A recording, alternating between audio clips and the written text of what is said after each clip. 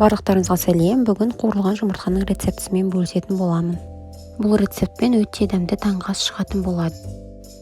Бұл таңғы ас әсіресе жұмыртқаның сарысын шекеде жей алмайтын адамдарға таптырмас болып табылады. Себебі бұл рецепт бойынша жұмыртқаның сарысы толықтай қуырылған, бірақ соған қарамастан өте нәзік, дәмді болып шығады. Жұмыртқаның белогы да қуырылған, нәзік болып шығады, және де шеттері кідірлек, өте дәмді таңғы ас болып шығады. Барлықтарыңызға осы рецептпен жасап көруді ұсынамын. Бізге қажетті заттар 4 жұмыртқа, тұз және де сұйық май қажет. Ең алдымен табамызға сұйық май құйып, қатты отқа қоямыз. Одан кейін жұмыртқаларымызды ақырындап жарып, тұздап шығамыз. Майымыз қатты қыза бастағанда отымызды орташа отқа қоямыз.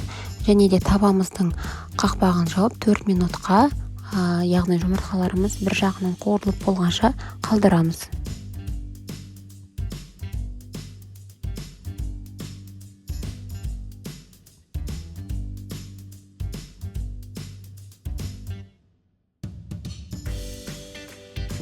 Төрт минутымыз өткеннен кейін табаның қақпағын ашып, жұмыртқаларымызды кері жағына аударып, тағы да 4 минутқа қалдырамыз. Екінші жағы толықтай қуырылып болғанша қақпағын қайтадан жауып қоямыз.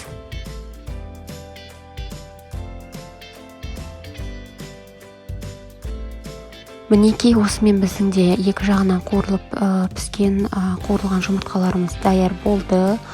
Менің каналыма тіркеліп, лайк, комментарий қалдыруды ұмытпаңыздар. Міндетті түрде осы қуырылған жұмыртқаны жасап көріңіздер, өте дәмді таңғы ас болып шығады. Барлықтарыңызға ас болсын.